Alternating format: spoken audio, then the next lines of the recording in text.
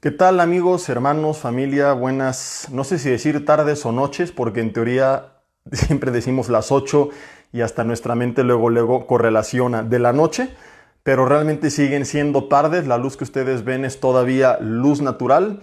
Así que buenas tardes, noches a todos los que se van conectando. Bienvenidos a otro viernes más de transmisión, como les he anunciado anteriormente, en las reuniones dominicales, en los estudios entre semana, los miércoles en Romanos, ya sea en línea o de forma presencial.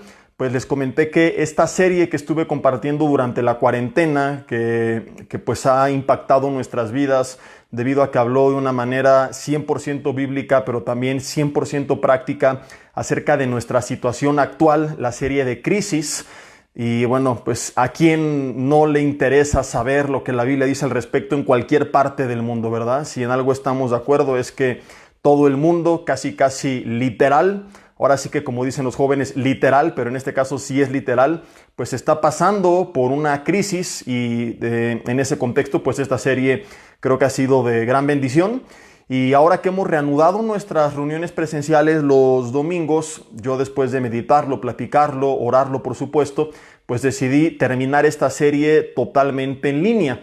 ¿Por qué? Por respeto primeramente a aquellos que la comenzaron en línea, que la terminaran en línea y sobre todo a aquellos que a lo mejor ahorita ya se están reintegrando a congregarse los domingos en Vida Nueva para el Mundo, Toluco, Metepec, pero que quizá no siguieron la serie en línea, que no digan, ¿y ahora esto de qué se trata? ¿No? Si yo no vi el mensaje del 1 al 10 y de repente llego a reunirme 4 meses después a una serie ya avanzada. Así que es por eso que les compartí y les comento para aquellos que no estén al tanto, que esta serie pues ha seguido los días viernes a las 8 de la noche totalmente en línea y en vivo. La semana pasada compartí dentro de la serie Crisis el tema número 12. Hemos visto bastantes enseñanzas. Si tú no has estado en las anteriores, puedes buscarlas ahí en mi muro de Facebook o en la sección de videos de la página de Facebook de Vida Nueva para el Mundo AR, que estuvo siendo durante la cuarentena pues la fuente de origen de estos videos. Y de ahí se compartían a otras páginas como la de un servidor. Ahora es al revés, ahora se comparten desde la mía como fuente de origen y de aquí se copian a las demás. Entonces tú puedes buscarlas, ¿verdad? Y ponerte al corriente, aunque no te preocupes, dado que cada tema es independiente el uno del otro, no quiere decir que si no escuchaste los anteriores no vas a comprender los que vienen, porque cada uno tiene su principio y su conclusión. Vamos a orar, vamos a poner este tiempo en manos de Dios y te cuento un poco de qué trató la primera parte del tema titulado Cómo restaurar nuestras finanzas o cómo restaurar tus finanzas que vimos la semana pasada. Y aunque no voy a tomar mucho tiempo, por respeto a quienes sí lo escucharon, solamente para entrar en contexto, pues quiero en 2 minutos explicar un muy breve resumen de lo que estuvimos viendo hace 8 días. Vamos a orar primeramente. Señor, te damos gracias. Gracias en esta tarde, noche, porque estamos con bien, porque tú nos das vida. Gracias porque podemos a distancia, a través de la tecnología, utilizar los medios para compartir y recibir de tu palabra, Señor. Gracias porque en estos tiempos, Señor, quizá la situación hubiera sido muy distinta para otros si no tuviéramos la oportunidad de hablar abiertamente del Evangelio a través de redes sociales. Gracias porque vivimos en un mundo donde aún todavía esto es posible, Señor, y ha sido alimento para nuestras vidas, palabra, Señor, para nuestro espíritu, para nuestra alma. Y te pedimos que tú nos sigas edificando, Señor.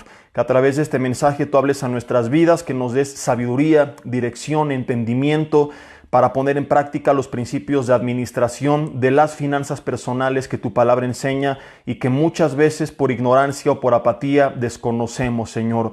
A veces también por, no quisiera decir malicia, quizá falta de profundidad en el estudio, Señor, de quienes llegan a enseñar la palabra y únicamente se enfocan en algunos aspectos de lo que la Biblia enseña al respecto de la administración personal de las finanzas. Te pedimos, Padre, que tú sigas abriendo nuestro entendimiento, y que nada en el ambiente físico, ni espiritual, ni emocional se interponga entre tu palabra y nosotros, que tú quites todo estorbo, toda distracción, toda opresión y que seas únicamente tu Espíritu Santo de Dios guiándonos en esta noche. Te pedimos que así sea hecho, Señor, que tu palabra, que es lámpara a nuestros pies, lumbrera nuestro camino, hoy nos guíe, Señor, para saber qué camino hemos de seguir, qué pasos hemos de dar en los siguientes días, meses y años de nuestra vida, si así tú lo permites. Lo pedimos todo esto en el nombre de Jesús y te damos gracias. Amén. Y bueno, pues como les decía, dentro de la serie Crisis, tema número 13, cómo restaurar tus finanzas, segunda parte, es el tema de esta noche. Aunque vimos dentro de la serie, pues bastantes mensajes dedicados a explicar por qué quizá mucha gente estaba viviendo en crisis, particularmente en los 4 mensajes de la lluvia volverá. Estuvimos viendo que no solamente la avaricia es un estorbo, regularmente la gente piensa que es únicamente cuando yo dejo de ser fiel y sembrar en el reino de los cielos, cuando viene alguna situación a mi vida, pero no, la Biblia habla de muchas otras áreas y yo les ponía este ejemplo, ¿no? Cuando el pastor únicamente enseña de las ofrendas y la iglesia piensa que es lo único que la Biblia habla, quizá porque al pastor es lo único que le interesa enseñar, porque de esa forma él va a recibir y los demás que pase con su vida, lo que sea, no le interesa. Espero que no sea esta la razón, pero quizás sí en la vida de muchos, desafortunadamente, esta es la triste realidad que muchos demostraron. Platicaba hace rato con familiares y me contaban los porcentajes de iglesias cerradas en diferentes partes del mundo, aunado a los mensajes que nos llegan de muchos de ustedes de diferentes partes del mundo, pues buscando como una persona ahogada en alta mar, quien la rescate, porque de repente nos dicen, pues mi pastor se lo llevó el rapto, ¿verdad? Casi desapareció, dejó de transmitir. En cuanto dejó de recibir ofrendas, sabrá Dios qué fue de su vida hace 4 meses, que no sé absolutamente nada de él, pues confirmando esta triste realidad, ¿no? Entonces a veces, pues por falta de interés genuina en la congregación, no se enseña el resto de lo que la Biblia dice. No quiero decir que es una regla, quizá haya casos excepcionales donde tal vez sea pues porque el que enseña al respecto no se ha metido más. Pero mis hermanos, a lo que voy con todo este rollo es que la Biblia habla mucho de administración de nuestras finanzas personales. Y yo te ponía el ejemplo, te estaba diciendo de que si yo voy a un examen y tengo 10 preguntas y yo estudié bien una de las 10, pero no sé nada acerca de las otras 9, pues voy a reprobar, voy a sacar 1 de 10. Y sería absurdo que yo llegara con la persona que me hizo el examen a reclamarle y decirle por qué me estás reprobando si respondí perfectamente la pregunta, en este caso, acerca de las ofrendas. Y te diría, bueno, respondiste perfectamente una de las 10 preguntas, pero ni siquiera sabías que las otras 9 también existían. Y esto es lo que ha pasado con gran parte del cuerpo de Cristo. ¿Qué saben acerca de las finanzas? Nada más que tienen que ofrendar. Y luego se preguntan, ¿y por qué no me está yendo bien si ofrendo? ¿Y por qué Dios no me bendice si yo soy fiel? Bueno, mi hermano, porque esta es una de las 10 preguntas, pero la Biblia habla mucho más al respecto de lo que tiene que hacer un buen administrador con lo que Dios le ha dado, y es parte de lo que hemos visto en esta serie.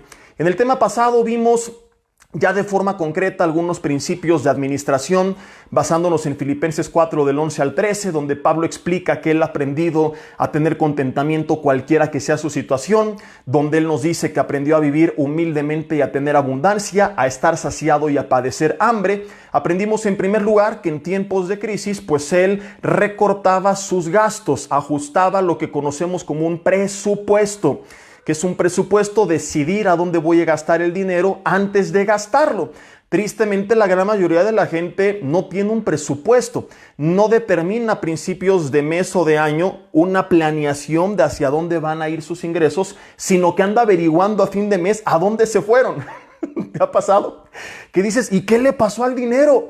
Que volteas hacia atrás y dices, ¿y qué he hecho con mi ingreso de tantos años? Sabrá Dios, no tienes idea el dinero en qué se fue porque no hay un presupuesto. Oh, pastor, ¿eso qué tiene que ver con la Biblia? ¡Aleluya! Se preguntarán algunos que no estuvieron la semana pasada. Y por eso te dije, escuche el mensaje anterior una vez que concluya este. Ahí está en mi muro. Mi hermano, la Biblia dice en Proverbios 29:18 que donde no hay visión, el pueblo se desenfrena. Si tú no tienes claridad, metas, una proyección dada por Dios de en dónde estás y a dónde vas en cada área de tu vida, en este caso, en tu situación financiera, te vas a desenfrenar. No tienes un presupuesto, no tienes esta visión de qué voy a recibir, en qué lo voy a gastar, qué deudas tengo que liquidar, qué puedo hacer con el restante o cómo puedo ajustar mis egresos para que cuadren con mis ingresos. Vas a acabar desenfrenado.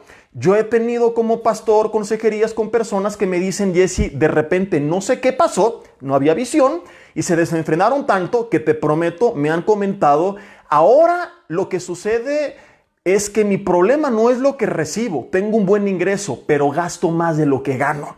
Le digo, pues bájale a tu gasto. No, es que son deudas que ya adquirí y que se me salieron de control y no sé qué hacer. Donde no hay visión, el pueblo se desenfrena. Entonces aprendimos en primer lugar que en tiempos de crisis lo primero que tenemos que hacer es que si yo tenía equilibrados ingresos y egresos y bajó mi ingreso, ¿qué es lo que tengo que hacer? Bajar mis egresos. Es lo que hacía Pablo cuando dice: he aprendido a contentarme, y confirmando esto cuando menciona he aprendido a estar saciado y a tener hambre. Ahí claramente está dejando entrever que en tiempos de crisis su gasto, al menos para alimentación, bajaba. Y si bajaba en cuestiones básicas como sus consumos de cada día, pues por supuesto que también en otras áreas. Hablamos un poco más al respecto, te recomiendo mucho este mensaje, estoy solamente dando un resumen para introducir la segunda parte. Pablo también, aunque él enseña que el que predica la palabra, el evangelio, que viva del evangelio, que el obrero es digno de su salario y pasajes como estos, en ocasiones temporales, por razones específicas, llegó también a desempeñar un oficio extra a su ministerio. La Biblia nos enseña, lo vimos la semana pasada, que él en algunas ocasiones, a veces por necesidad, cuando alguna iglesia lo dejaba de apoyar o por dar testimonio a algunos hermanos que eran medio holgazanes, trabajaba construyendo tiendas de campaña que vendía para su sostén, aunque la voluntad directa de Dios, inspirada por el Espíritu Santo y escrita a través del mismo Pablo, es que él, que anunciaba el evangelio, se dedicara de lleno al mismo. Permitía el Señor, no de forma permanente, pero sí temporal, que él, como una forma de pasar por esa turbulencia, mediante la cual, por supuesto, Dios tenía un propósito, porque no es de que Dios dice: híjole, ya no sé cómo te voy a proveer, así que consíguete otra chamba. No, si lo permitía es porque aún a través de eso iba a obrar para bien, y esto lo vimos la semana pasada. Entonces permitía que Pablo desempeñara una labor adicional temporalmente, no fue la regla en su ministerio. Y concluimos con esto la semana pasada, que no es bíblico, por ejemplo, que todos en la familia estén como locos trabajando, y de qué sirve tanto dinero si no tienen tiempo para disfrutarlo, que no es bíblico que el varón tenga 2, 3 chambas, que vive en una ciudad y su familia en otra de forma permanente, pero que sí en tiempos de crisis, de forma temporal, pueden pues añadirse, como hoy lo vamos a ver ya más a detalle, algunas labores o chambas adicionales de tiempo completo o de medio tiempo, con el fin de equilibrar la balanza en tiempos complicados, siempre y cuando entendamos que esto es temporal y que no puede ser la voluntad de Dios que vivamos así de forma permanente. Cuando hermanos me han dicho: pastor, me están ofreciendo trabajo en otra ciudad y me tengo que ir ahí, le digo: es de Dios y te puedes llevar a tu familia. De lo contrario, no es bíblico que tú vivas en una ciudad y tu esposa en otra ciudad, o tus hijos en otra ciudad, y que no los veas. Oye, pero que es nada más un tiempo para pasar la prueba. Ok, si es un tiempo a prueba, no es lo ideal, pero es temporal. Pero lo más pronto posible ustedes tienen que estar juntos, entendámoslo. Vamos a seguir aprendiendo cosas bien interesantes. Y hoy ya de forma concreta vamos a ver aplicaciones de los principios de la semana pasada. Si tú tienes alguna duda de qué tan bíblicos son estos principios que vamos a ver, por favor, antes de opinar, te pido que escuches el mensaje de la semana pasada, porque quizá no veamos tantos versículos bíblicos hoy como en otros estudios, puesto que yo estoy partiendo de la base que ya hemos asentado en los mensajes anteriores, particularmente el de hace 8 días. De modo que es muy común que hay gente que entra a la hora que le da la gana, escuchar 5 minutos del mensaje, pone atención en 3 y se pone ahí a parlotear, a murmurar, a vociferar, a blasfemar, porque no estoy de acuerdo, y esto, y el otro, y aquello, y no es bíblico. Y mi hermano, con todo respeto, para que tú tengas el derecho de opinar, tienes que escuchar de principio a fin todo el contexto, igual que la palabra de Dios. Porque el otro sería el equivalente a que abres la Biblia donde dice que Judas fue y se ahorcó. ¿Cómo es posible que la Biblia enseñe esas cosas? Está mandando a la gente a ahorcarse. No está mandando a la gente a ahorcarse. Es simplemente que no estás entendiendo porque no has leído todo. Entonces, pues, con todo respeto, insisto, si no sabes de lo que estamos hablando y no estás de acuerdo, antes de hablar para mal, mejor investiga bien y después de eso ya puedes opinar y con mucho gusto cualquier duda será respondida. Si tienes alguna duda, repito, ve el mensaje de la semana pasada, que es la base bíblica donde se asientan los principios prácticos que hoy vamos a comenzar a explicar, aunque seguiremos viendo más bases bíblicas. Pero quizá para un servidor que está acostumbrado a llenar de muchísimas bases bíblicas cada mensaje que comparte, para algunos pudiera esto de repente ser extraño, ¿no? Entonces vamos a ver esto. Número 1, vamos a ver ya de forma práctica cómo aplicar este primer principio, disminución de nuestros gastos. ¿Cómo puedo reducir mis egresos al nivel de mis ingresos o de preferencia debajo de los mismos? Además de lo que vimos la semana pasada, que es reducir el egreso de nuestro presupuesto, de nuestro gasto corriente de cada mes, pues vamos a ver lo siguiente. Proverbios capítulo 15, versículo 16. Proverbios 15, versículo 16, fíjate, dice: mejor es lo poco con el temor de Jehová que el gran tesoro donde hay turbación. No está siendo la Biblia mediocre ni conformista, no está diciendo que no es de Dios que tengas gran tesoro y que es mejor que tengas poco. Está diciendo que en un caso extremo sería mejor que tuvieras poco siempre y cuando esté Dios presente a que tuvieras mucho si hay turbación. Porque como lo vamos a ver, no hay nada que se pueda comparar a estar en paz con Dios y en paz con uno mismo. Es algo que no tiene precio. Entonces, si por causa de la prosperidad, de tener bienes, yo voy a separarme de Dios o a perder la paz, no es un precio que valga la pena pagar.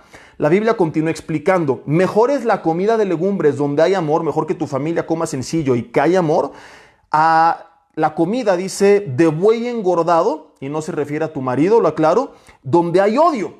Y vuelvo a lo mismo, no está siendo la Biblia conformista. Si tú puedes tener todo en la mesa, al buey ese ahí tirado para que te lo comas, y el gran tesoro, etcétera, sin perder la paz, sin perder el amor, gloria a Dios.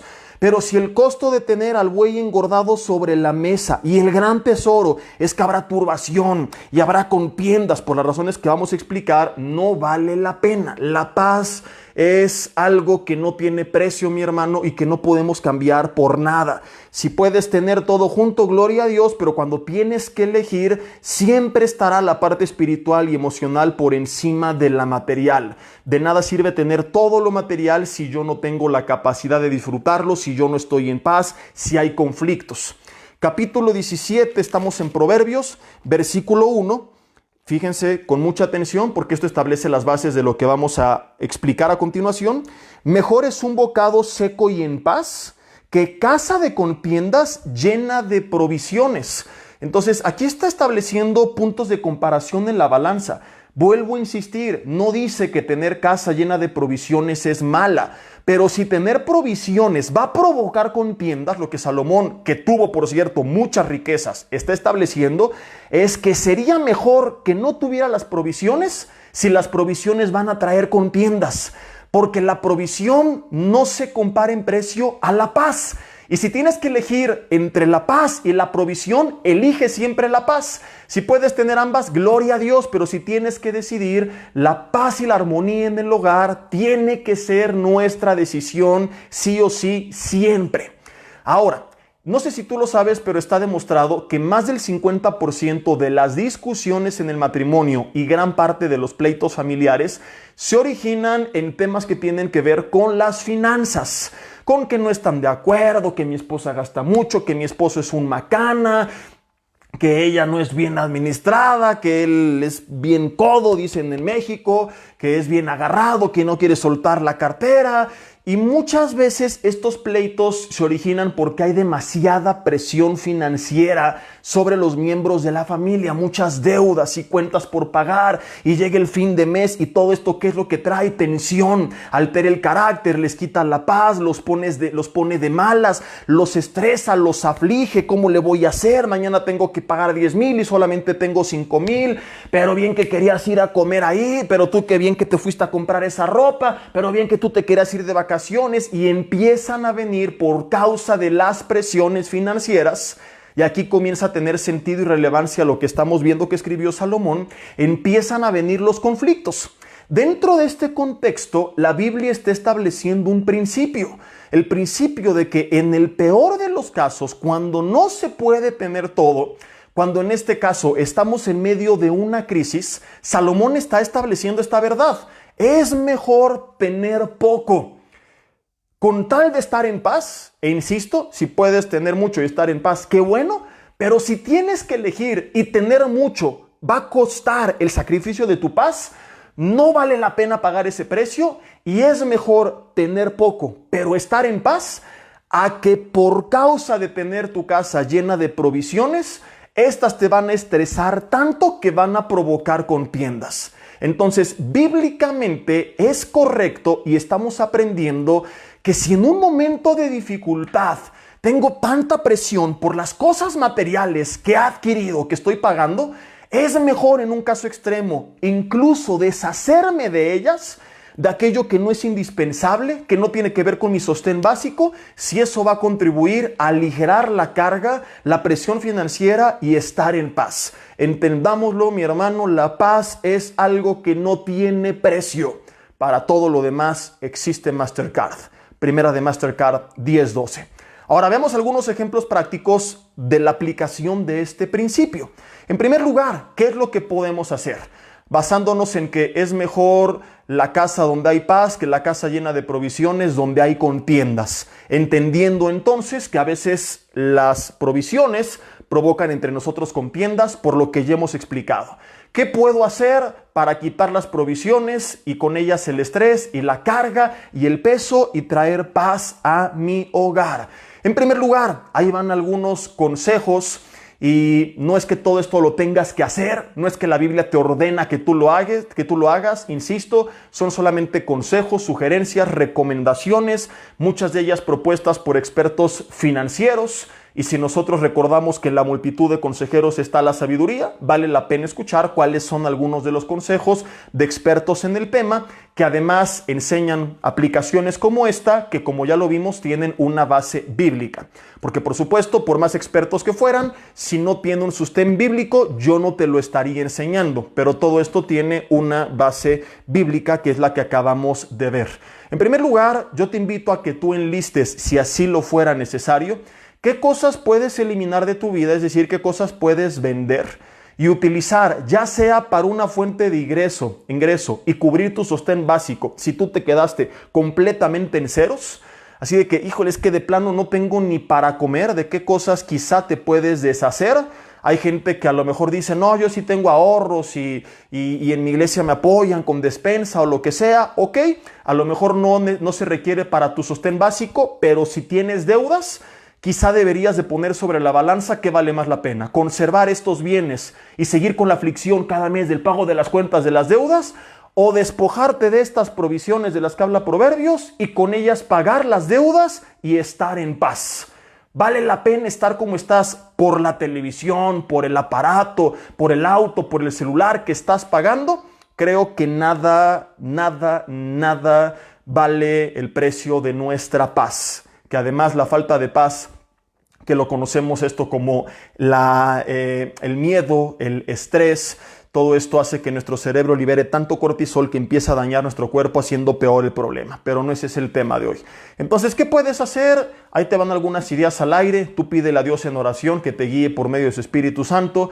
Pero estos son casos que hemos conocido. Por ejemplo, a lo mejor tú tienes en casa una colección de algo que no sirve para nada, guardada en un cajón y que vale mucho dinero y que te estás estresando por los pagos mensuales de la lavadora, de el microondas o del auto o del celular o de lo que sea, y tienes algo ahí en casa con lo que bien podrías cubrir el saldo total y dejarte de presionar.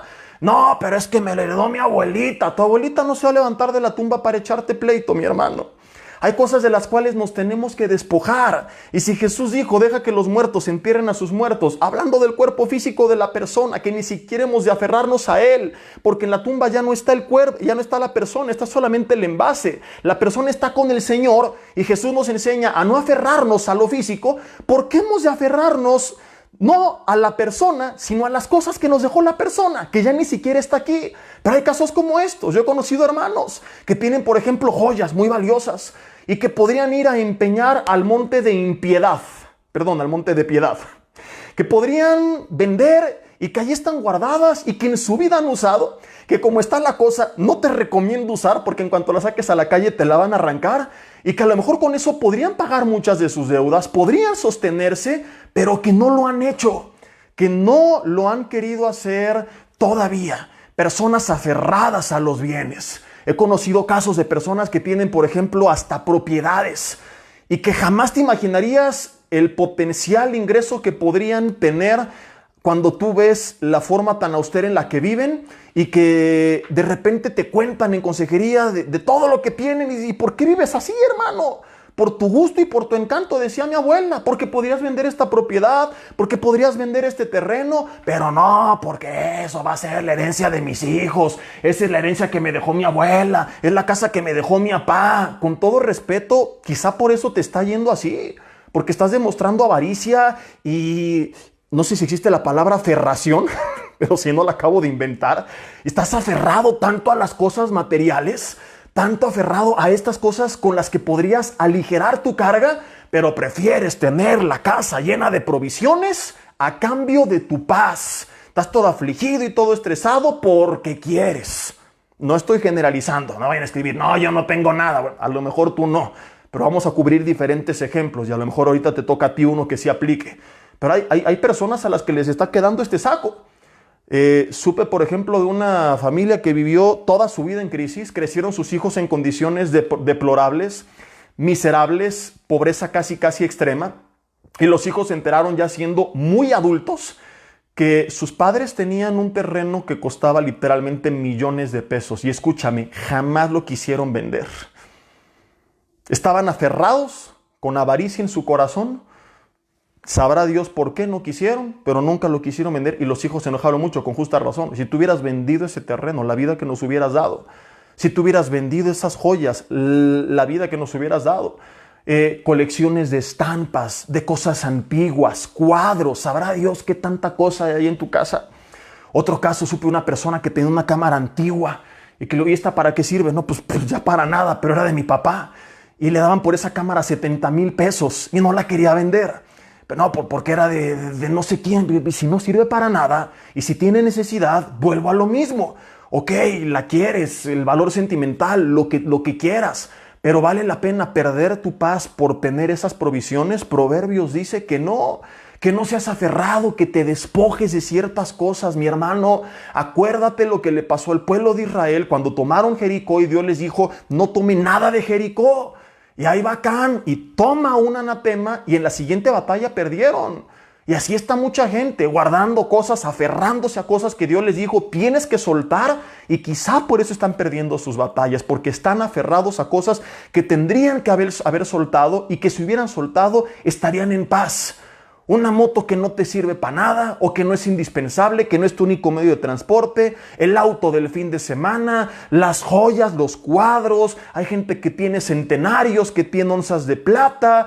Hay tantas cosas. Puedes organizar una venta de garage con todo esto, anunciarlos en Mercado Libre. Congregaciones como la que pastoreamos nosotros, tenemos grupos de WhatsApp específicos para que la gente ofrezca sus servicios y sus productos y bendecirnos mutuamente los unos a los otros. Hay, y más en este tiempo de redes, a través de Facebook, hay Facebook Market donde tú puedes anunciar todo esto. y no te imaginas hasta las cosas que venden ahí y lo que llegan a costar. Tú podrías con todo esto aligerar tu carga, tener un ingreso extra para tu sostén o liquidar muchas de tus deudas, pero estás aferrada a mantener las cosas en un cajón. Y te vas a morir y se van a quedar ahí en el cajón y tú únicamente viviste con un costal de cargas que destruyó a tu familia. No vale la pena seguir aferrado a esas provisiones si por tenerlas estás produciendo una serie de contiendas. ¿Qué más podemos hacer? Hablé ahorita de cosas como estas que a lo mejor ni habían pasado por tu cabeza y que dices, oye, sí es cierto, ¿verdad? Y ahí tenemos esto guardado, y ahí tenemos aquello. No vayas a empeñar tu anillo de bodas, tampoco estoy hablando de eso, ¿no? Porque ese es un símbolo de fidelidad con la persona con la que tú estás casada. No vayan a irse a ese extremo de que, ay, pastor dijo, el viejo infeliz, ahora me quito el anillo y para que se le quite, esté en el monte de impiedad, ¿verdad? No me estoy yendo a extremos como estos, porque esto no es una cosa simbólica, es algo real, que habla de un compromiso real y es un símbolo de algo real. Estoy hablando de otras cosas que tú bien sabes a qué me refiero. Ahora, hay personas que su carga más fuerte es su hipoteca, es un caso muy común. Lo que recomiendan los expertos es que si tú estás pagando más del 45% de tu ingreso mensual total en deudas, sumando la del coche, la tarjeta de crédito, la hipoteca, etcétera, tú estás mal. Cuando mucho se recomienda que tú pagues un 30% y exageradamente un 40% en deuda. Si este es tu caso, estás viviendo más allá de tu capacidad y por eso estás presionado. No, pastor, es porque vino la crisis. No, estás equivocado. La crisis solamente vino a manifestar que tú ya estabas en crisis.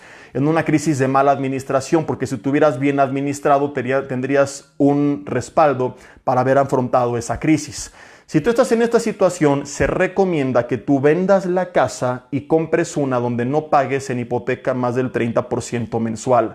Y ese 15% que ya estabas acostumbrado a pagar, o 10 o 7, el excedente que sea, no digas, vieja, ahora como nos ahorramos 4,000 de la hipoteca, a ver, ¿en qué no los gastamos? Sino que tú lo canalices a la liquidación de deudas para que tú estés en paz.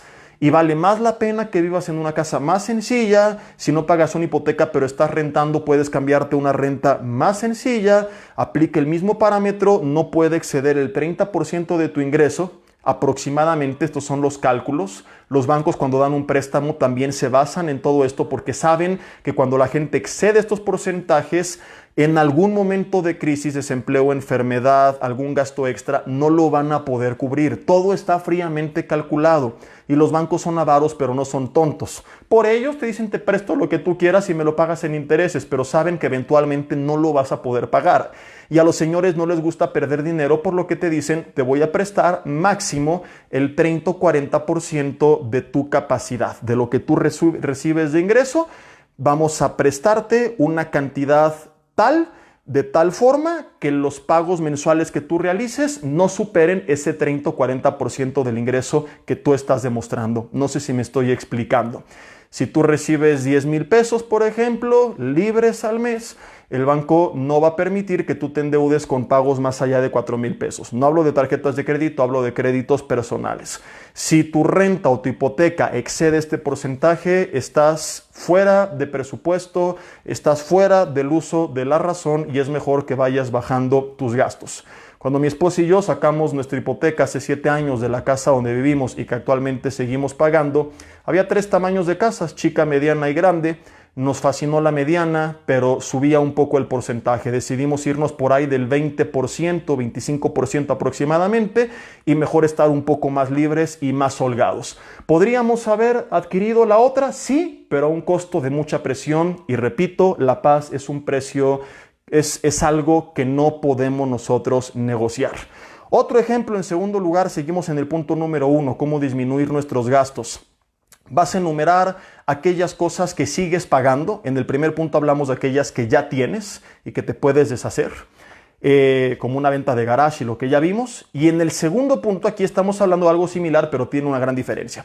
Son cosas que tú sigues pagando todavía y que tienes la carga cada mes de las mensualidades, del teléfono, de los abonos chiquitos de Electra, de Coppel, que como si estás ahí embarcado, por favor liquídalo lo más pronto que puedas porque son de los intereses más elevados. Abusan demasiado de la gente.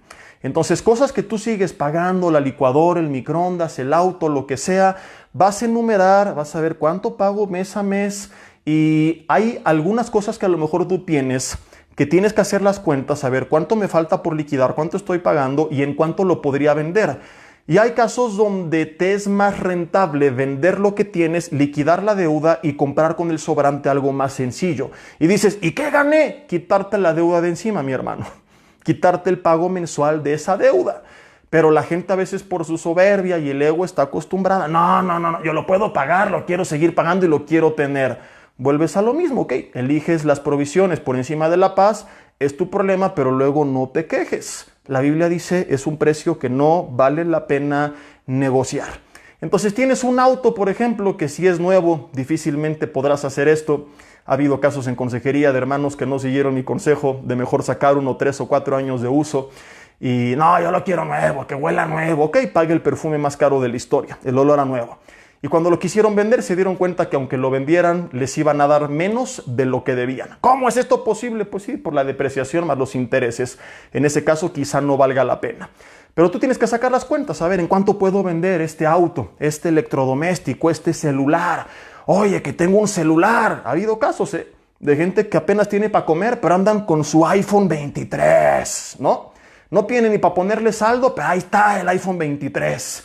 El Samsung Galaxy 823 que le costó 25,000 pesos. Y dices, si te sobra está bien, lo puedes pagar, pues felicidades, ¿no? No estoy diciendo que sea del diablo, qué bueno. Pero a lo mejor no puedes y estás presionado. ¿Y de qué te sirve el teléfono? Te faltan otras cosas básicas. Y lo peor es que dijeras, bueno, es que es astronauta de la NASA y ahí ve las coordenadas del espacio y lo utiliza todo, pero no, lo utiliza para mandar WhatsApp. Entonces no tiene sentido. Pero por el qué dirán o porque mi amigo, mi primo lo trae, ahí vas tú también a embarcarte, ¿no? O sea, a lo mejor tienes tu Samsung de 25,000, tu iPhone de 30 y lo vendes a la mitad y te compras uno de 3 o 4 o de 5 o de 400 pesos en el Oxxo. Nada más que no vas a tener WhatsApp. Mejor de esos no, porque no podrás ver las transmisiones a través de Facebook. Entonces te compras uno sencillo, esos paquetes que te los dan incluido, y el resto te lo quedas para ti, liquidas la deuda, liquidas otras deudas y tienes un teléfono más sencillo, un auto más sencillo, quizá un electrodoméstico más sencillo, pero estás en paz. Y la paz, insisto, y ya lo dije como 200 veces y lo diré 300 en este estudio hasta que se te quede bien aquí grabado, es algo que no tiene precio. El año pasado, en diciembre, un servidor tuvo la oportunidad de cambiar de auto. Me llegó una buena oportunidad de un familiar a muy buen precio. Otro familiar me hizo un préstamo con intereses muy bajos. Era una excelente oportunidad, la aproveché. Pero ahora, 6 meses después, ventajas de hacerle caso al pastor y comprar seminuevos es que no pierdes tu dinero en caso de ser necesario. Mi esposo y yo empezamos a planear algunas cosas de aquí al año que entra que nos van a comprometer y apretar y ajustar un poco financieramente hablando. Y platicamos y le dije, podría ser viable, pero prefiero cuando eso suceda, si sucede, estar en paz. Entonces, ¿qué es lo que hice? Lo que te estoy diciendo. Vendimos el auto, no me aferré a él. No tenemos que aferrarnos a nada, pero que fue una buena oportunidad, que salió muy bien, no importa, no pasa nada. Como Job dijo, Jehová dio, Jehová quitó, es el nombre del Señor bendito. Nos deshicimos de él, con lo que nos dieron liquidé la deuda, compré otro también bonito, pero más sencillo, y me dices, ¿y qué es lo que ganaste? Quitarme esa deuda de encima, estar en paz. No tener la presión de aquí a ese momento, si las cosas se dan, de que sea ese plan, más ahora el gasto que tenía del auto. No, yo prefiero estar en paz y estar tranquilo. Y que a lo mejor podría haber sido viable no hacer esto, sí, pero no lo quiero averiguar, no pienso estar cada mes ahí estresado con la presión encima. Entonces, como algún día te dije, la ventaja de cuando tú compras un seminuevo, pues es esta, ¿no? Que si lo tomaste, como en este caso, a buen precio, a veces hasta le ganas o no pierdes a tu dinero. Y el que no le hace caso al pastor, luego se anda lamentando. Y no es que sea pecado, pero son decisiones que tenemos que considerar, porque en tiempos de crisis muchas veces la gente se termina arrepintiendo de lo que pudo haber hecho con su dinero. Entonces, mi hermano, no te estoy predicando algo que no haya puesto en práctica, que he hecho muchas veces cosas como estas y no pasa absolutamente nada. En tercer lugar, puedes buscar gastos que recortar aunque sea de forma temporal. ¿Por qué digo de forma temporal? Porque yo soy un fiel creyente y promotor de la idea de bendecir al prójimo en la medida de lo posible y no regalando, sino de preferencia dando trabajo.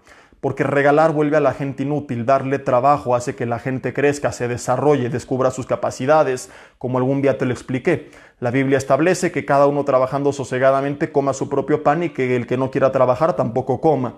Yo varias veces me he manifestado en contra de los apoyos que da el gobierno porque vuelven a la gente bruta.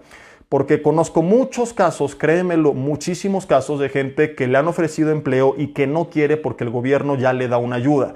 Viven vidas miserables porque quieren, porque si a la ayuda del gobierno le añadieran que ellos trabajan, ganarían mucho más y estarían más tranquilos. Pero como el gobierno ya me da mi beca de nini, como el gobierno ya me da mi beca de no sé qué, para todo mundo becan, ¿verdad? Al rato van a sacar hasta beca por irle al Cruz Azul, que porque están tristes y pues que al menos estén contentos con su beca. Mucha gente ya no quiere trabajar, dice, pues ya me dan mis 4 o 5 mil pesos al mes, ¿ya para qué trabajo? Entonces vuelve a la gente bruta, porque ellos si trabajaran podrían recibir mucho más, porque la Biblia dice que el hombre solícito en su trabajo, algún día lo vimos, estará delante de reyes, pero como ya me están regalando, como me mantiene mi papá, como me mantiene la iglesia o quien sea, pues ya no le echo ganas. Entonces, cuando tú apoyas a gente floja, realmente le estás haciendo un mal. Yo no estoy diciendo que no hay que apoyar, pero impulsando a que la gente trabaje. Creo que lo que el gobierno y la iglesia y nosotros, cuando Dios nos bendice, tenemos que hacer es impulsar a que la gente trabaje, es echarlos a andar en sus proyectos. Esto es lo que hacen la comunidad judía, por ejemplo, que es muy próspera en todo el mundo y no andan regalándole dinero a todo el mundo, son bien agarrados. No regalan, pero lo que hacen es te apoyo, te impulso a que eches a andar tu negocio y una vez que lo eches a andar me regresas lo que te presté. Porque de esta forma ellos se motivan mutuamente a que todos le echen ganas. Entonces, a lo que iba con todo esto es que soy un fiel creyente y promotor de la idea de impulsar al prójimo con trabajo en la medida de lo posible, pero en tiempos de escasez quizá, no es que lo tengas que hacer, pero puedes poner en oración y platicar con tu familia la opción, si su gasto se ha disminuido, si te quedaste en ceros, de recortar, aunque sea temporalmente, ciertos gastos de servicios que cubrías y que tal vez tú puedes cubrir. Por ejemplo, gastabas dinero en reparaciones de casa que puedes aprender a hacerlas tú a través de tutoriales en YouTube. Cuando mi esposa y yo precisamente sacamos nuestra hipoteca hace 7 años, nos quedamos totalmente en ceros, más despilfarrados que el Cruz Azul de títulos. Y pues bueno, yo me acuerdo que me hicieron una cotización de algunas cosas, conexiones eléctricas, etcétera, etcétera, y no podía cubrir eso. Si yo hubiera podido, por supuesto que brindo el empleo y regularmente procuro hacerlo, ¿no? Pero en ese entonces no podía, entonces aprendí a hacer algunas cosas yo. Y yo me encargué de varias cosas de instalaciones eléctricas y lámparas, etcétera. Casi me electrocuto, pero lo logré. Tenemos atrás un jardín, compré una podadora eléctrica y yo semana a semana salía. Por eso parecía selva y nada más faltaba el Rey León ahí, pero bueno, cada 6 meses lo hacía. Y había muchas cosas que de preferencia, si se puede, prefiero bendecir al prójimo, no regalándole nada, sino valorando su dignidad y reconociendo su trabajo.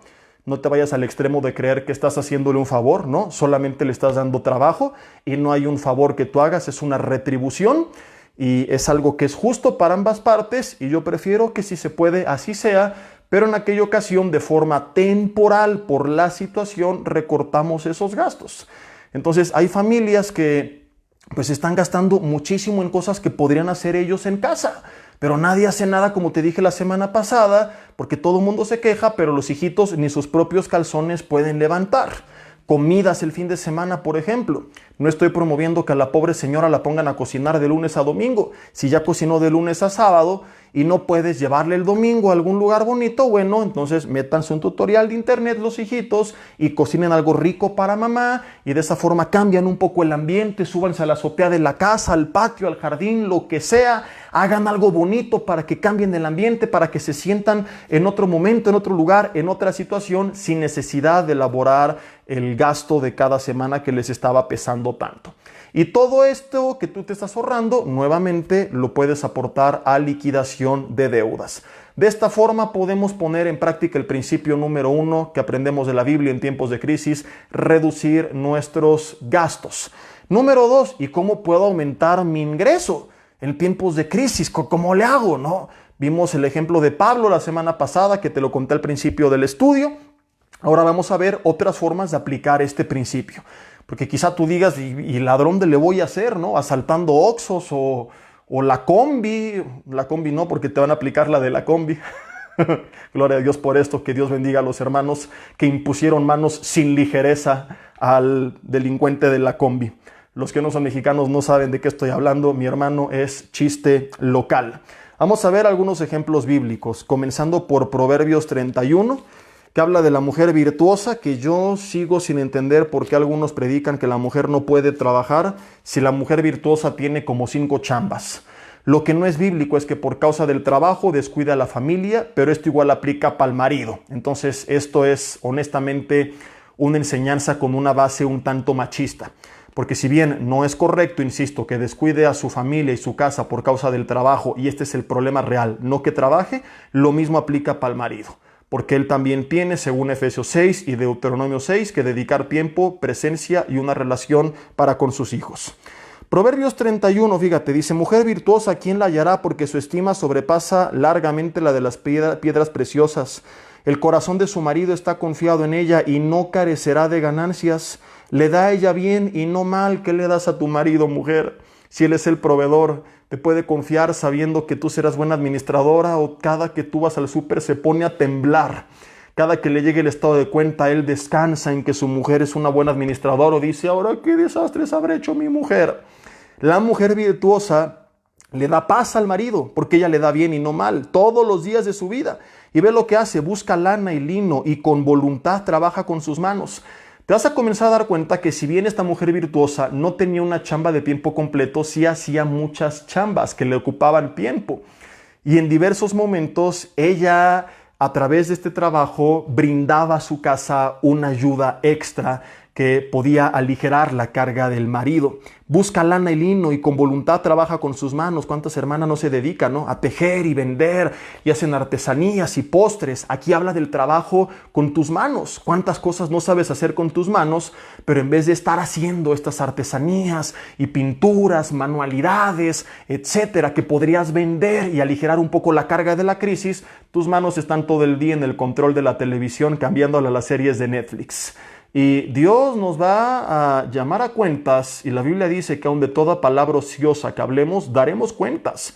Entonces yo no quiero imaginar las caras que van a poner cuando les digan, ¿y qué hiciste con los talentos que yo te di?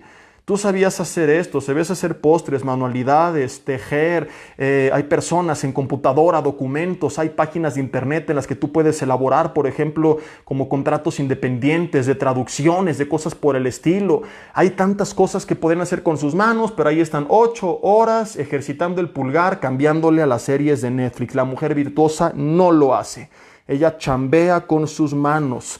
Versículo 14 es como nave de mercader. Trae su pan de lejos, se levanta aún de noche y da comida a su familia, raciona a sus criadas. Se dedicaba a bienes raíces. Hay muchas mujeres que están sus hijos en la escuela, el esposo trabajando y están con llamadas, enseñando casas, etcétera, etcétera. Llega la familia, se dedican a la familia y que tienen un muy buen ingreso con la promoción de bienes raíces. Bueno, la mujer virtuosa, dice el versículo 16, considera la heredad y la compra y planta viña del fruto de sus manos. La mujer virtuosa plantaba viña.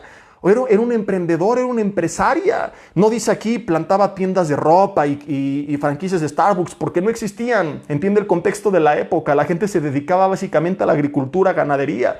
Y de esto está hablando, de que esta mujer decía, ahí voy a poner un negocio. Ahí voy a plantar, ahí voy a sembrar esto. Esto hace la mujer virtuosa. Busca cómo incrementar los activos de su familia.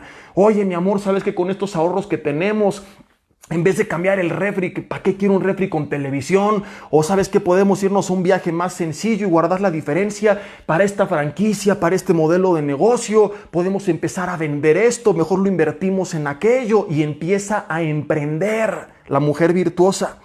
Dice el versículo 17, ciñe de fuerza sus lomos y esfuerza sus brazos, ve que van bien sus negocios. Di conmigo en casa, la mujer virtuosa tenía negocios. Su lámpara no se apaga de noche, aplica su mano al uso y sus manos a la rueca. Ahí va a tejer. Y dice, alarga sus manos al pobre, es generosa. Principio básico, si Dios te bendice, bendice. No te puedes quedar con toda la bendición de Dios. Extiende sus manos al menesteroso, no tiene temor de la nieve por su familia, porque toda su familia está vestida de ropas dobles. Ella se hace tapices, de lino fino y púrpura es su vestido, ella cosía los vestidos. A lo mejor tus hijos van a decir, no manches mamá, no, yo no quiero que tú me tejas la ropa. Bueno, pero puedes buscar las mejores opciones. Yo he tenido consejerías donde los hombres están enojados porque la mujer nunca se encarga de buscar buenas oportunidades y tienen razón. Ay, es que pastor me llega de la noche a la mañana que necesitamos todo esto, cáete con el cheque, tómala. No, ¿por qué no buscar las opciones, oportunidades en línea? Hay tantas promociones, hay aplicaciones donde tú encuentras outlets de ropa por internet y tantas cosas en las que tú puedes buscar mejores opciones para tu familia. Esto hace la mujer virtuosa.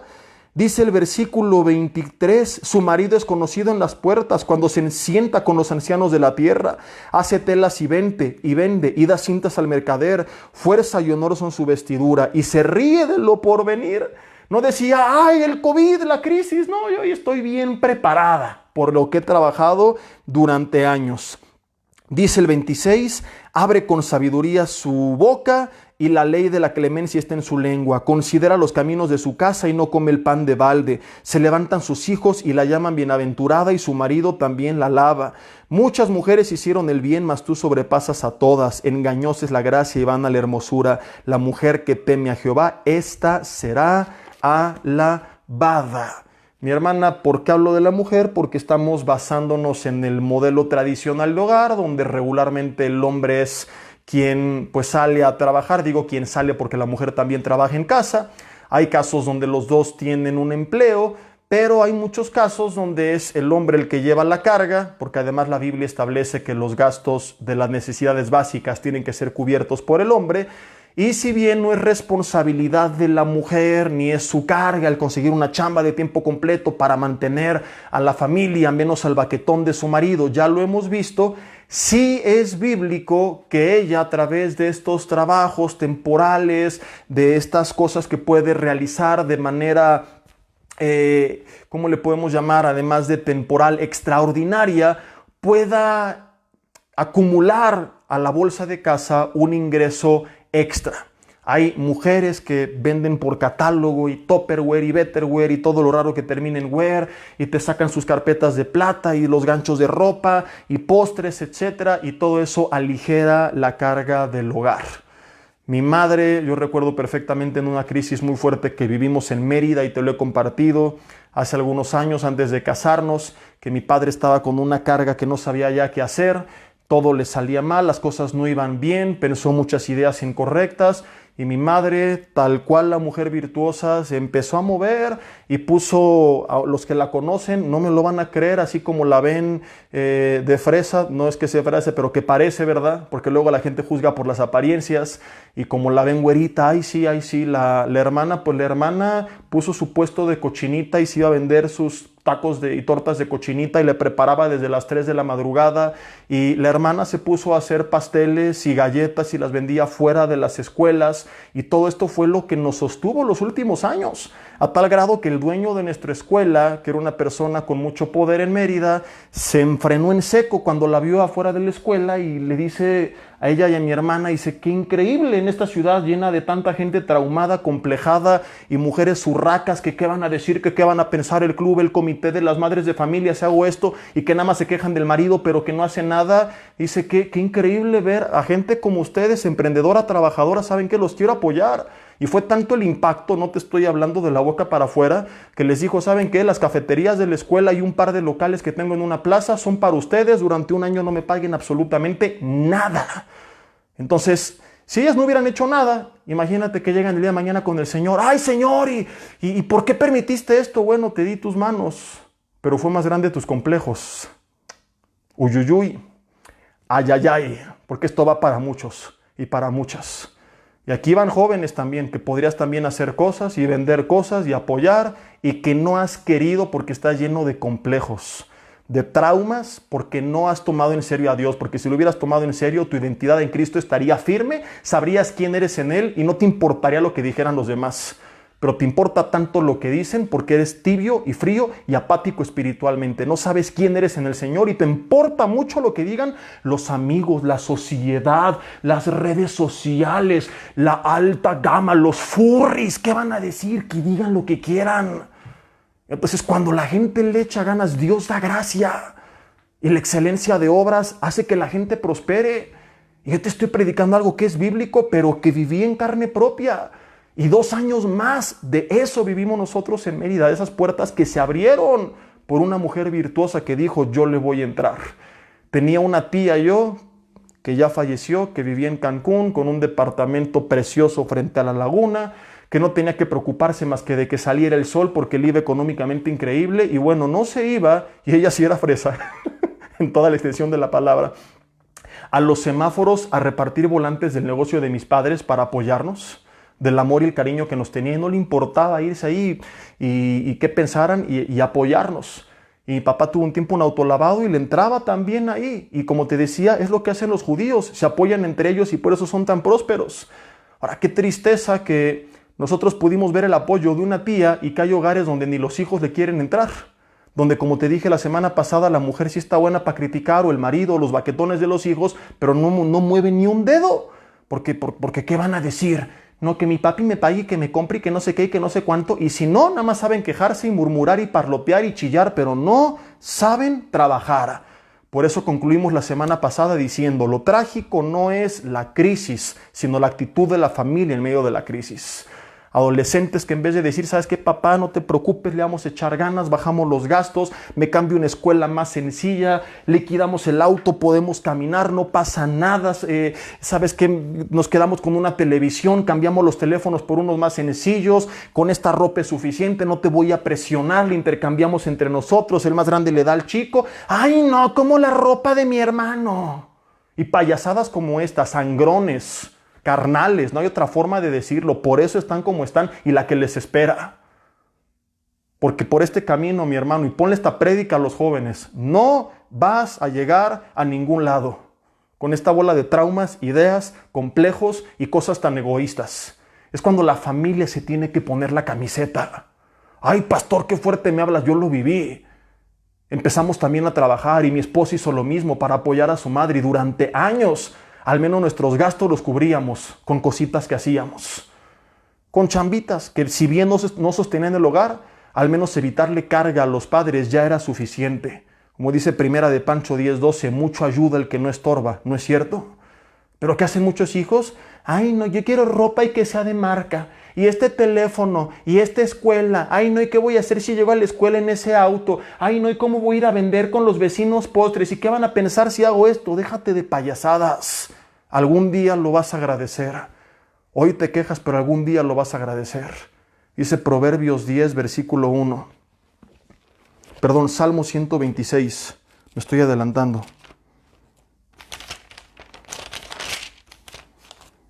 Versículo 6. Irán dando y llorando el que lleva la preciosa semilla, mas volverá a venir con regocijo trayendo sus gavillas. Tengo un hermano 5 o 6 años menor que yo, que en ese tiempo de crisis iba en su bicicleta, menos de 10 años tenía él, y allá a venderle a los vecinos los brownies, etcétera, etcétera, y que muchos adolescentes traumados hoy dirían, qué pena, ¿sabes qué? Él aprendió a no tener pena y ahora se dedica a las ventas, y no podrías creer, si te digo que se dedica a las ventas, lo bien que le va, no te lo podrías imaginar. O sea, hay personas, gerentes, directores de empresas que no les va como a él. ¿Y qué fue lo que aprendió? A trabajar cuando era joven. Entonces, papá, mamá, aunque no tuvieras que hacerlo, yo te aconsejo que enseñes a tus hijos a trabajar. Les vas a hacer un bien en la vida. Aunque no tengas necesidad, ponlos a chambear, que aprendan a trabajar. Algún día te lo van a agradecer. Algún día esto va a ser de bendición para sus vidas.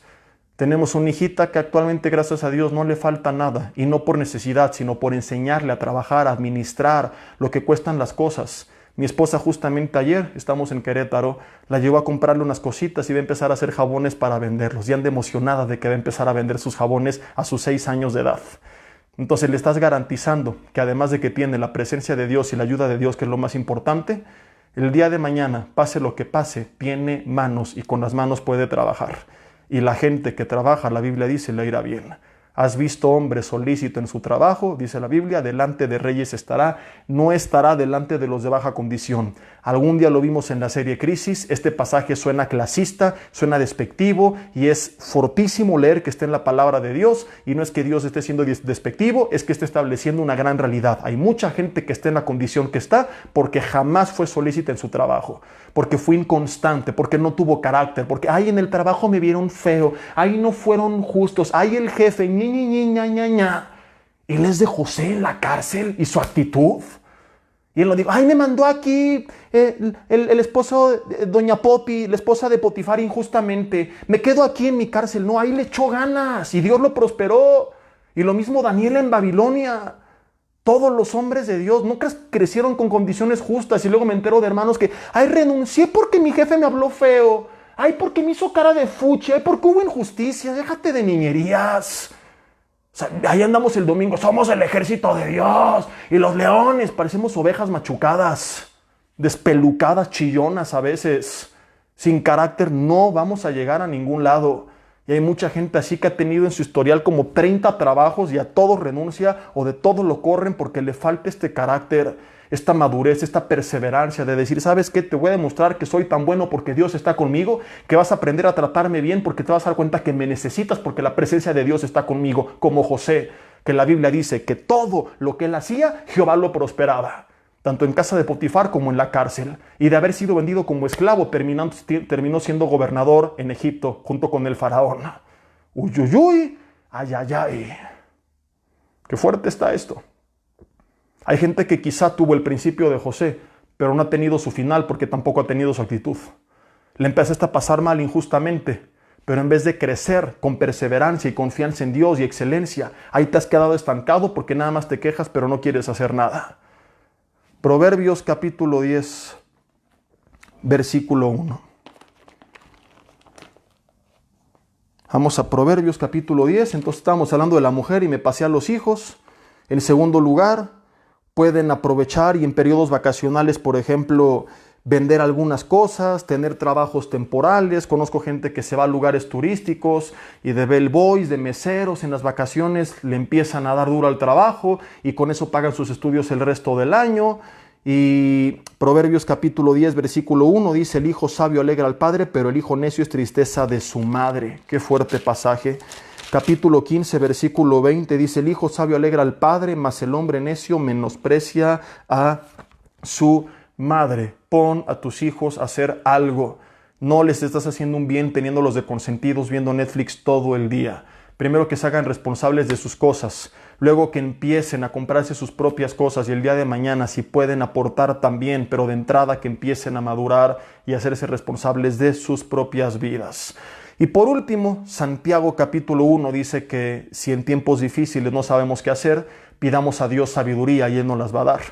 Más adelante añade que toda buena dádiva y don perfecto desciende de lo alto. A la par, Deuteronomio 8:18 dice que Dios da el poder de hacer las riquezas. Pídele a Dios en oración, ambas. Dios, tu palabra dice que si te pido sabiduría me la vas a dar, dame sabiduría, ¿qué hago? Dios, tu palabra dice que de toda buena dádiva viene de ti, que tú das el poder de hacer riquezas. Muéstrame cómo le puedo hacer para, aunque sea de forma temporal, incrementar mi ingreso. Y Dios te va a empezar a poner en la mente ideas, modelos de negocio. Cada vez me sorprendo más de platicar con hermanos de cómo se las ingeniaron esta cuarentena para salir adelante. Hay dos casos, y lo he confirmado esto con varios amigos y pastores que coincidimos en que quien estaba bien aferrado a Dios, quizá la pasó mal, lo sacudieron, pero permaneció firme, lo básico no le faltó y muchos hasta les ha ido mejor. Empezaron a emprender y de repente a lo que hacían le añadieron otra cosa y se abrieron oportunidades y empezaron a hacer y de repente ahora ya recuperaron su antigua fuente de ingreso, pero se añade la primera y les está yendo mejor. Pero también hay gente que se soltó del Señor, que ya venía ahí medio cojeando, que se puso a blasfemar, y nada más se quejan, chillan, le echan la culpa al gobierno, a la iglesia, pero no hicieron nada y están, como dice un amigo, pa'l perro en este momento. Están aquí, no saben ni qué hacer, su vida deshecha, porque no se tomaron de la mano de Dios y no vieron las oportunidades que Dios puso frente a sí. Como José, si en la cárcel se hubiera puesto a chillar, en vez de ir a atender al copero y panadero de Faraón y a través de ello ser recomendado después con el Faraón, se queda ahí, ay, pobrecito de mí, la crisis, la cárcel, y ahí se queda toda la vida. Y así hay cristianos que en vez de ponerse las pilas en los tiempos difíciles y decir, aunque me cueste trabajo, aquí estoy, se encerraron en su depresión a lamerse sus heridas y que ahí siguen encerrados en una crisis que ellos mismos están fabricando, están saboteando sus propias vidas.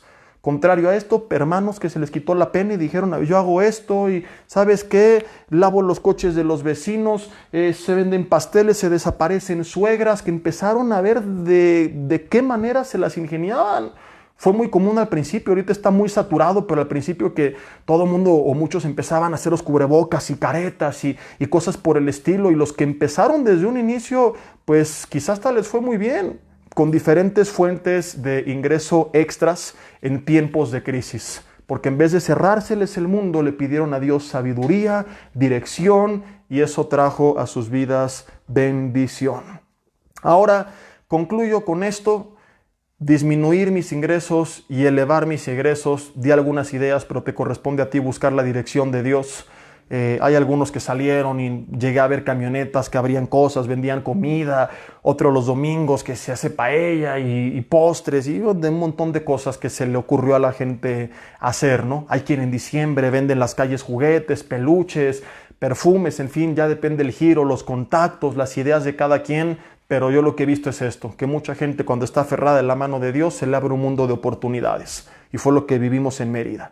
Esto únicamente va a equilibrar la balanza, 5 minutos y concluimos. Pero el problema de muchos es su deuda.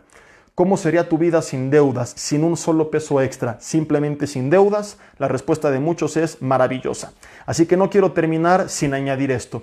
Que en la medida de lo posible, lo que ahorres en reducción de egresos, más lo que añadas con el incremento de ingresos, lo utilices para liquidar deudas si es posible. Porque el gran problema de muchos es que salen de una para meterse en otra. Ya estoy ganando más, me cambio el coche y cambio el refri. Y ya tenía el microondas plata, pues me compro el rojo que tiene maripositas. Mi refri funciona bien, pero no tiene televisión y cosas por el estilo. Entonces no salgas de una para meterte en otra. Comienza a utilizar ese dinero para terminar deudas. Y una vez que tú las termines y digas, a ver, este ingreso extra lo ocupo para pagar la deuda 1. Y una vez que pago la 1 no digo, qué buena onda, los 1,000 pesos que pagaba, ¿en qué me los gasto? No, lo que pagué a la 1 más los 1,000 pesos que pagaba de la 1, ahora lo pongo a la 2. Y ya acabé los dos que eran 500. Bueno, tengo los 1,000 de la 1 y los 500 de la 2 más lo que aportaba ambas. Y todo va para la 3. Y vamos haciendo como una bola de nieve que se va juntando hasta estar en ceros. Una vez que llegue ese punto, ahora tengo lo que pagaba de la 1, de la 2, de la 3, de la 4, de la 5. ¿Y qué hago con eso? Pide la dirección de Dios y busca, como hacía la mujer virtuosa, crear nuevas fuentes de ingreso, lo que se conoce como activos. En vez de ver en qué me lo voy a gastar, busca de forma sabia cómo Dios te manda a invertirlo. Y es lo que hace mucha gente.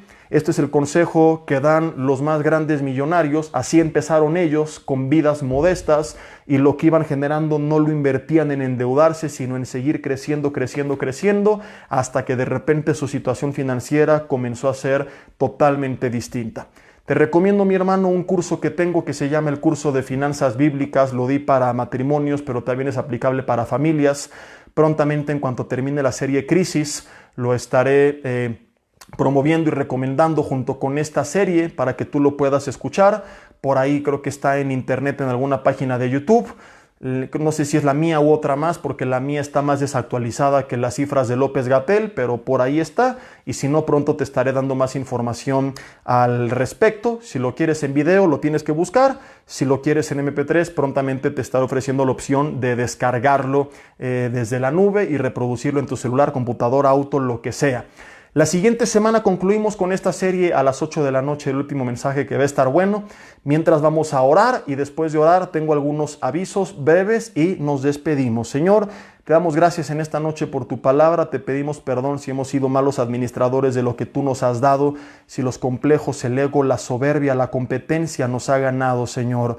Si hemos sido flojos, dile ahí en casa, si he sido una carga para las finanzas del hogar y no un alivio, si he sido mal administrador, Señor, si he derrochado de más, si solamente me quejo de mi situación pero no hago nada, si me encerré en mi depresión, intenté justificarme en vez de ser como José.